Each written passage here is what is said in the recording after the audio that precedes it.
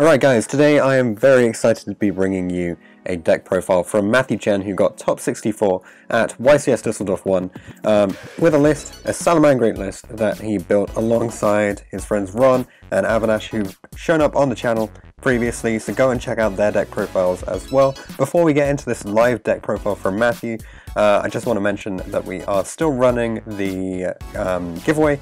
Head over to the Facebook page by checking out the link in the description if you want to get your hands on some goodies. And let's get into this deck profile.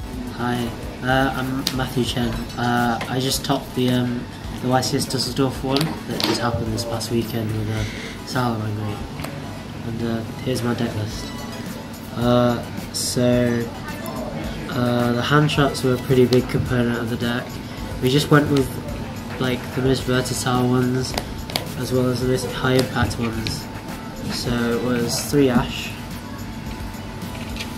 3 Vela, 3 Phantasme, 3 permanents. So these are just all great effect negators, which are really crucial to stopping like Salamangreat players and Thunder Dragon players.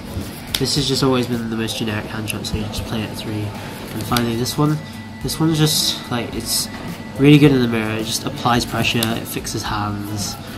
You can summon it to Wolf Zone and grab her, like, and add back off of it. Like, you can add back Ash during their turn and just Ash them. Has like so many insane applications. Is there a reason why you didn't play Ghost Ogre? We just didn't find it like very suitably good for the mirror match.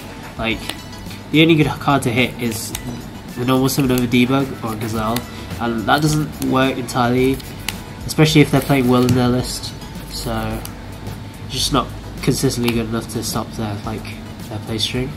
So for the actual like main bit of the deck is Lady Debug. It's like really fragile, but it's just another way to get to Gazelle. We considered playing Buffalo, but we just didn't go with it because we wanted like a more control-y build, where you just always open the combo, 1 card, 2 card combo, and plus a bunch of like hand traps or traps was the idea. We played 3 Foxy, just another starter. We did want to max out on it because it was just another way to get to Gazelle that was really, really good. Also, it combos by itself and Spinny. That's also like the entire combo as well. 3 Gazelle, yep, 3 Spinny, yep. And then for the winners we played this and this. We almost wanted to go with Mia, just because, like, especially with the Lady Debug on Ogre situation, you could still have a play, because you'd grab Mia and then you'd special summon the Mia if they chain link to Ogre it. But otherwise, like, Mia just wasn't like helpful enough in most situations. These two are just the most like, they have the most utility. This one recycles, this one also recycles but in a different way. Like resets, like Sanctuary, Fusion of Fire, and it also bounces monsters back, and you can also pass on it and send the rage, and then it resets rage, so you can rage them during your own turn as well. It's just really good. I'm glad that we played it, because we were playing Mir prior, over Valko prior to the event, but that was what, last video watch. That's really good. Played 3 Desires, 3 Circle, and 3 Sanctuary. You just gotta play Desires in this sort of build because there just weren't that many one-offs that we cared about banishing. Like, this sort of hurt, these sort of hurt, and we played 1-on-1 of the trap as well, but it was fine because even if we banished those, we still had like many other cards to like search with Gazelle and reset, and we just had all these like trap cards that we wanted to draw, so this was really good. This you gotta play at 3, it's just the starter, and this is just at 1, it's a brick. You don't really want to play more than 1. 1-on-1 of the trap, they're both searchable. There's no reason to play more unless, like, I just don't think there is really. Sometimes you might need the second one of this because it banishes itself, but otherwise, like, if you just resolve it once, you probably never need to see a second one. And finally, 5 Solemns. So these, we decided to go over these over the Sanctum, which in hindsight, which was probably not the best idea for the event, but it worked out fine getting to top cut, but within top cut, it was at the top tables especially where everyone was playing Salamangreat mirror, and Sanctums were just like much better for the mirror. But these overall were just like amazing as well because they just hit everything. Sanctum's not just very like particularly good against Sky Striker because he can just like normal Ray pass and then make a link monster during your turn or Widow Anchor the Scythe. There's like a bunch of plays because the deck is just spell starters, and Kagari is just like a pseudo extender because it just adds back engage and reuses it, but it can still just multi-roll set and like it's just not that impactful. So that's the 40 card main deck. Any changes?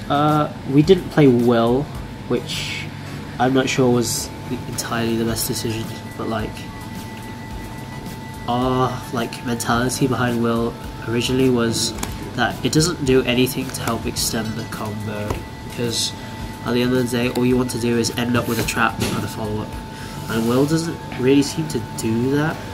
But like what we found out over the event was that you do need extenders to play going second, so that was probably like we need to fit in that and probably the Sanctums and maybe Trap Trick into the list, as well as like other extenders like Foolish and Monster Evil that other people are playing this weekend. So do you want to side deck or extra deck? Do extra first. Right. So for the non-Salamangreat cards we played these ones. So we didn't play any Dweller, no Baguska, no Tornado Dragon, because Tornado Dragon was only applicable if we played Scythe. Abyss Dweller, we didn't play Foul or anything like that, but even if we could have put in Abyss Dweller, but we just didn't have room. We thought these were the best. Hindsight, we'd probably cut this definitely, and maybe like the second one sort of came up, but we could just Jack Jaguar it back. So onto these monsters specifically. So these two are actually great in just dealing with a Danger Thunder Dragon board. This has actually got like quite a lot of uses, but like it was sort of win more in a sense. It was really useful to OTK with because this and this is just 8-1 damage, which is like really good, because especially for a control deck like Sky Striker and Altergeist can't just OTK, but this deck can, which is really like nifty. Just closing out games whenever you want to. This is amazing for the mirror match. It's actually just amazing because a lot of times they could just like roar the Gazelle in hand and you'd have no play, but if you have like a Balinx left on board and the and a Phantasme or something, just any monster, you could just make this and take a play out of their grave. It's just amazing.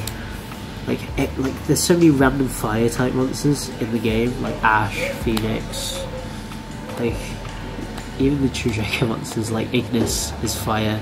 You just beat like this helps OTK, and this is just the most generic like fire link monster in the game right now. Just gotta play it. It also comes in the mirror, just a bait back row. This is a staple. You like anytime you go past turn 3, you probably need the third. This is you just need to reincarnate it once. 2 was all I needed. 3 this, you always want this.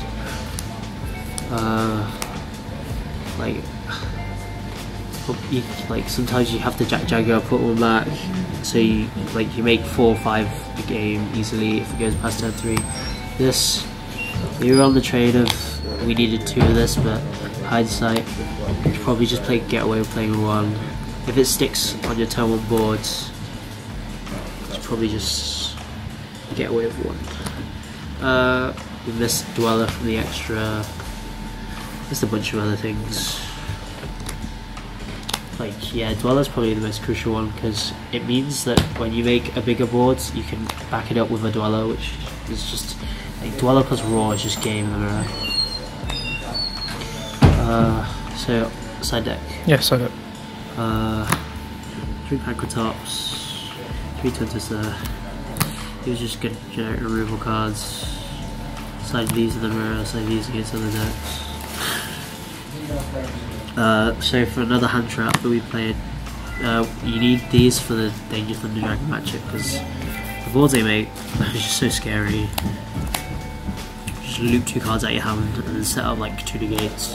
It's really hard to get past unless you open like really optimally, which is like Spinning Gazelle, Foxy or something like that, to break their board with like the Update Jammer Borrowload combo. But other than that, you do need like these sorts of cards to help you break the board. 3-man control, these were for the mirror. Just take that as Stallion. It was really good. Like, what we went with was we made them go second after siding, and since we did that, they'd leave like a Stallion on board or reincarnate Sunlight Wolf, so you could circle or Fusion of Fire even. Like you can Fusion Fire them, mind control it, grab the Fusion Fire back, and then Fusion Fire again. It's insane. You could just mind control the Stallion, use its effect, and that in itself is already like 2 monsters plus a Gazelle effect. So it's just like it's almost like an additional starter going second. Then finally this. We probably should have made that these, but what did I play this with? I played like 9 different decks day 1 that weren't Salamangreat. So for like the event prior to Top Cut, this was probably best in the side deck. Otherwise, like past day 1, I really wanted these in my main deck. It was just so good. Like, this just baits out Raw every time. We probably should have even put in like the 2nd and the 3rd copy in the side deck. This is just a blowout. You have to play this. Probably should fit this in the extra so you can play more copies of this. Otherwise, like, I don't know, like the side deck is fine for the event, but like I don't think it was the best for the event. Is there anything else you'd like to say before the end of the profile? Yeah, shout outs to everyone from Leeds, like Duran, Valendo v Phantasmia. Like, I really needed them. I only literally 1, so I really did need the copies of there's Dom who lent me a card or 2, and then the guys who I built the deck list with, Ron, Avi behind the camera, Asa and Napa especially. Sadly they all bubbled the event, but we did like really well as a group of friends, so I'm really proud. Alright, thank you. Thanks for watching this episode of Top Deck. If you have any comments or suggestions that you would like to make, leave them in the comment section down below. Check out the description for details of how you can get involved in this series. You can enter by voice interview, or instead you could just send all of your information over Facebook Messenger. Anything like that will be absolutely fine. If you want to see anything in particular from the upcoming series, then be sure to get in touch, and I'll see you guys in the next video.